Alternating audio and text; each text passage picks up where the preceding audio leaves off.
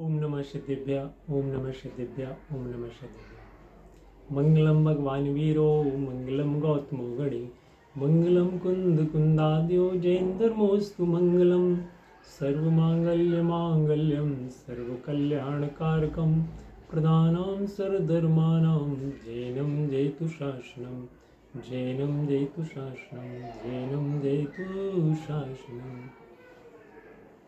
स्वाध्याय के क्रम में आज हम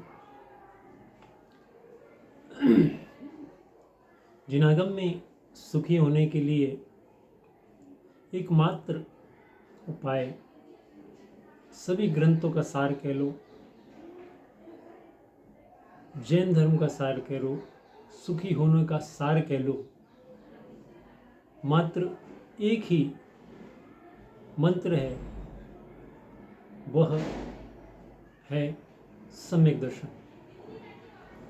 सम्यक दर्शन हुए बिना जीव कहीं चले जाए, स्वर्ग चले जाए, भोग भूमि में चले जाए, मोक्ष में भी चले जाए। बोले मोक्ष में कैसे जाएंगे? मोक्ष में भी अनंत ऐसे निगोदीय जीव है,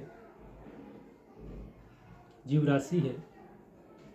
तो कोई गति में चले जाए, मनुष्य गति में भी आ जाए, तो जीव सुखी नहीं होगा। What is this? क्यों सुखी नहीं होगा?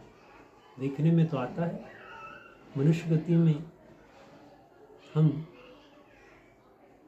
चारों तरफ से हमारे सहयोग है, जो चाह रहे वो हो रहा है।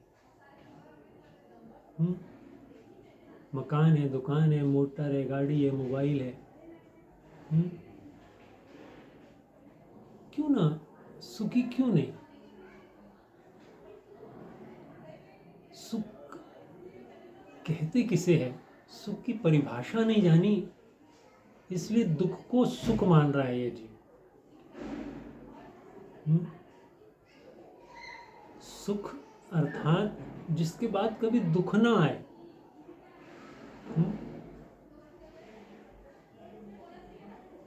लौकिक व्यवहार में कितने, एक इच्छा की पूर्ति हुई तो दूसरी इच्छा जागृत हुई।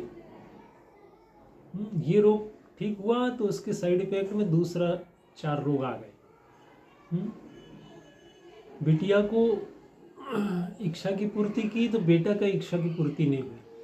ऐसे लौकिक में कितने उदाहरण हैं। सोचो जरा।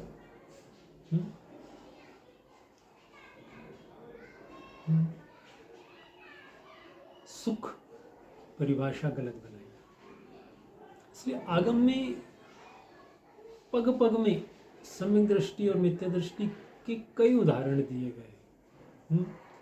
जो सम्यक दृष्टि होता है उसको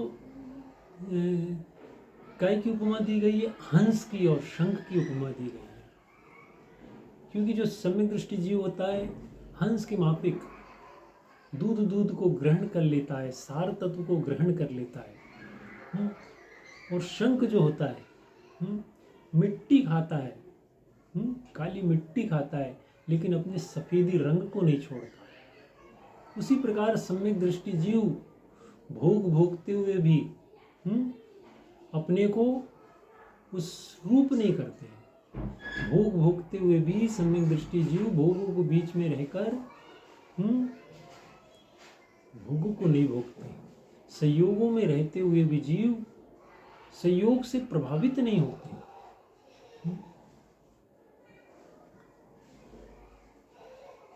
जबकि और लोहा में लोहे का भी उदाहरण आता है। जैसे लोहा पानी में रहते, शुद्ध पवित्र पानी में रहते हुए भी अपने जंग स्वरूप, जंग के जो उसका मलिन स्वभाव है, जंग को नहीं छोड़ता, अच्छे स्वच्छ पानी में रहता हुआ। और सोना कीचड़ गंदगी में रहता हुआ अपने शुद्ध स्वभाव को नहीं छोड़ता। वह सोना किंचित भी मलिन नहीं होता। ऐसे सम्यक दर्शन की इतनी महिमा गाई है। जबकि मिथ्या दृष्टि जीव के उदाहरण आते हैं मित्र दृष्टि अज्ञानी जीव जोक और सर्प की उपमा दी गई है। जैसे जोक और सर्प, जोक गाय के थन में बैठकर गाय का पवित्र वात्सल्यमय एवं पौष्टिक दूध नहीं पीती, वो सड़े खून को पीती है। उसी प्रकार सर्प को दूध भी पिलाओ तो वो जहर ही उगलता है। इसी प्रकार ये मिथ्या दृष्टि जीव को अच्छे सहयोग भी मिले तो वहां से उसको बुरा ही निकालता है, उसको बुरा ही दिखेगा। जैसे सर्प दूध पीकर जहर निकालता है, और ज्ञानी जीव किसी भी संयोग में रहे, मिट्टी की उपमा जैसे शंख की दी, मिट्टी खाता है और अपने सफेदी स्वभाव को नहीं छोड़ता। कितना अंतर।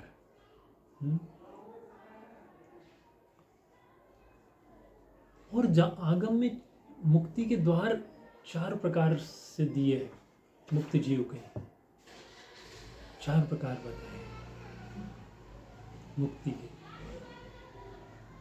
उसमें पहली है मिथ्यात्व मुक्त जीव। मिथ्यात्व मुक्त जीव, ये जो मुक्ति के 4 प्रकार बताए हैं, गुणस्थानों की अपेक्षा बताए हैं। किस गुणस्थान में कौन सी मुक्ति होती है। पहली मुक्ति मिथ्यात्व मुक्ति। जब जीव दृष्टि की अपेक्षा से अपने को मुक्त मानता है तो वो मिथ्यात्व मुक्त जीव कहलाता है, या दृष्टि मुक्त जीव कहलाता है, दृष्टि युक्त जीव कहलाता है। 2 नाम आते हैं इसके। ये प्रायः 4 गुणस्थान में होता है। 4 गुणस्थान में जीव जब सही गलत की पहचान कर लेता है, अपने आत्मानुभव को प्राप्त करता है, तो मिथ्यात्व मुक्त जीव वो होता है। दूसरे नंबर के जीव मोह मुक्त जीव कहलाते हैं। जो जीवों ने कषायों को पूर्णतः नाश कर लिया है, जिनकी कषाय पूर्णतः नाश हो गई है, ऐसे 12वें गुणस्थानवर्ती जीव को मोह मुक्त जीव कहलाते हैं। अर्थात मोहनी कर्म का पूर्ण नाश हो गया। तीसरे नंबर के जीव कहलाते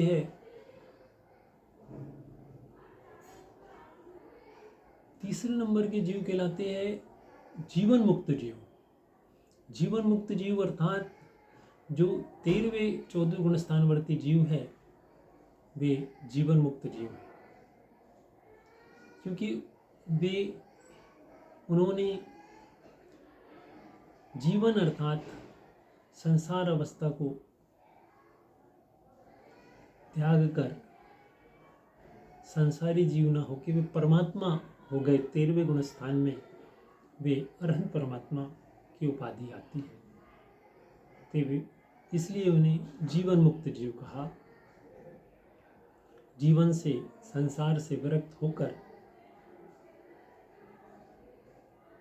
एक अपेक्षा से वे संसारी भी है, क्योंकि उनके 4 घाती कर्म हैं, शरीर आदि है, इसलिए संसारी है।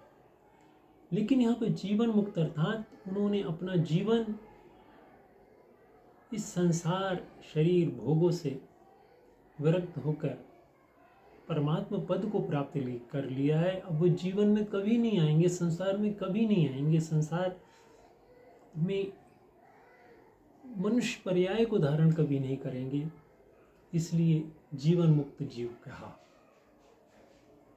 4 नंबर के जीव विदेह मुक्त जीव अर्थात जो गुणस्थानातीत हो गए हैं, ऐसे सिद्ध भगवान जिन्होंने 4 घातीय 4 अघातीय कर्मों को नाश कर दिया है, ऐसे सिद्ध भगवान को विदेह मुक्त जीव कहा है।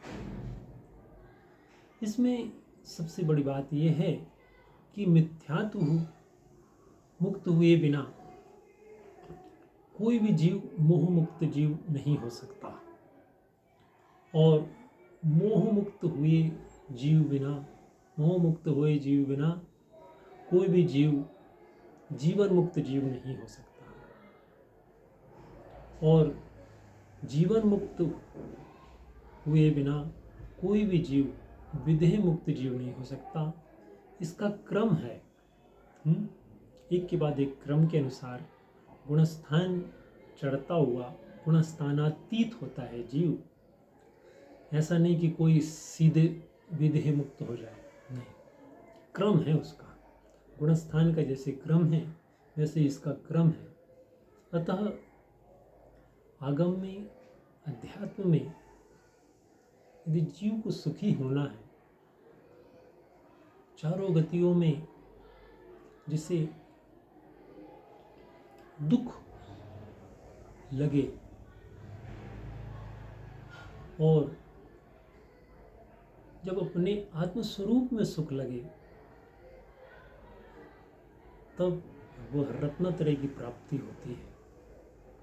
संसार से वैराग और निज आत्मा से